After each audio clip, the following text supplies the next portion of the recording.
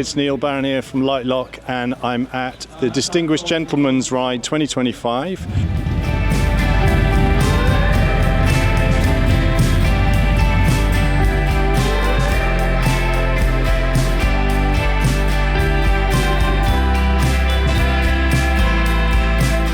Good morning, and thank you all for joining us on our 4th year. Okay, so here we are on DGR 2025 with Dan and Unit 7. Dan's pretty much organised this today. So Dan, can you tell us a little bit about the business? Okay, so the business, over the last nearly 5 years now, we've sort of developed into sort of a hotspot for West Wales and the biking community. Obviously there's always a lot of other people here, but the bikes are where the sort of passion started.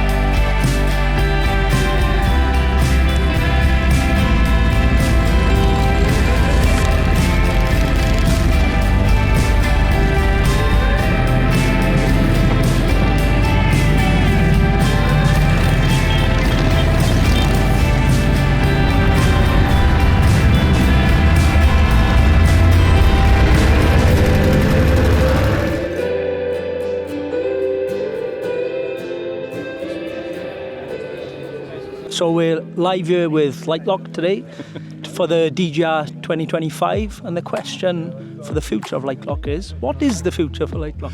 Well, we've got our we're stopping thefts basically. That's what we're doing, and we've got our new technology called Baronium, which is fused composite armour. And what it does is it turns the power of angle grinders back on themselves. It destroys the discs, and we're getting lots of people. You mentioned it just now. We're getting lots of people sending us films and pictures of the bikes being saved, basically. Yeah. So the future is just more formats, higher volume of locks. We've got 30 people employed in Swansea. UK manufacturer, Wales manufacturer. Very proud of it. Yeah, and I think that was the surprising thing for me, was the brand was based in Wales. Yeah. I mean, I think a lot of people these days think brands are overseas or China or wherever. People think we're bigger than we are. They think we're global because we sell globally. Yeah. We do export 60% of our output, so it's amazing. But we want more people to know. So. Yeah. Oh, no, good luck, and thank you. Thanks for talking to us. Cheers. And thank you for the interview. Yeah.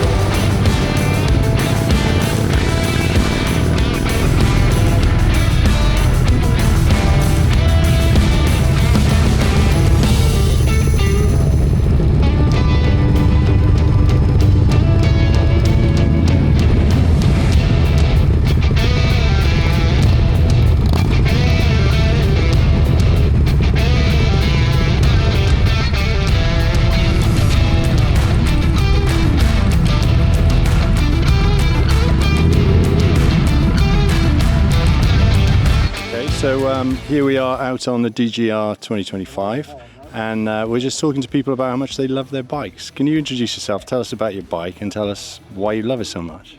Good, my name is Guy Lawrence. This is my Harley Heritage Classic. Had it from new 2018, and it's just one of those bikes you sit on and love to cruise out with the lads. And on days like this, it's nice to do a little bit of charity work. So apart from doing this, I'm doing a 100-mile walk for prostate cancer this month as well. Thanks for talking to us, and you look great and your bike looks great, so enjoy the day. It's an amazing day for it. Nice to meet you. Thanks. Bye.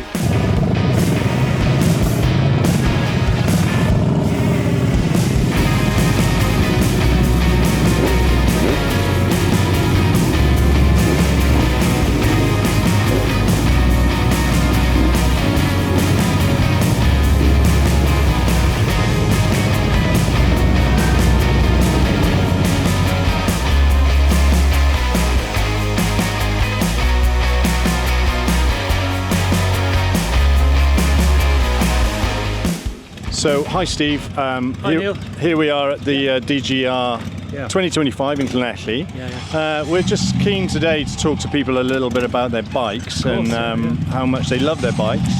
And obviously your bike caught my eye. I absolutely love it. Perhaps you can tell us a little bit of story about it and a little bit about the background of riding and also what's involved keeping something like this on the road. I've ridden old motorcycles for at least the last 25 years, so old Harley Davidsons, and I don't know, it's just an organic thing, and I've kind of, some of my motorcycles have become older and older, and there's just something, I don't know, for me there's something a bit pure about it. There's a connection, I feel the connection to the past. It's collecting parts. There's just the feel of it, and I think we do it for the love, and it's potentially it's a difficult thing to explain, but the people here today, we just feel it, don't we? And we can't, and we're all into the same things, and I guess that's it for me, Well, standing here now looking down at it, I'm looking at the sort of patina of you can see the age of it, and we know it's not a kind of familiar design now because it's old. But there's that thing of there's a bit of history, a bit of engineering history. I see it on these motorcycles so often. I take it for granted, Neil, that other people don't get to see these things. But of course, it's a 1942 war bike essentially. It would have been a dispatch rider's bike, but it is a big twin Harley, and they didn't make many of them. Right. So it's that classic shape that maybe people remember from the Second World War or would have seen in photographs, But. So the bags are actually First World War cavalry bags. So seat was made in Japan.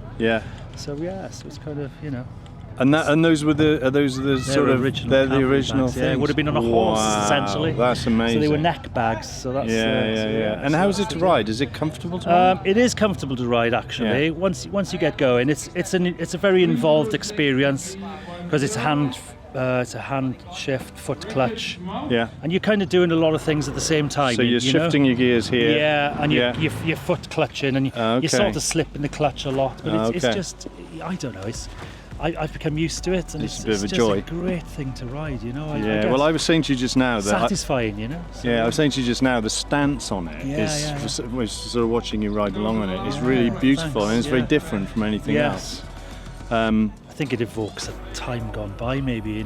It's in our heads from old movies and things. We see these shapes, don't we? I mean, it's definitely.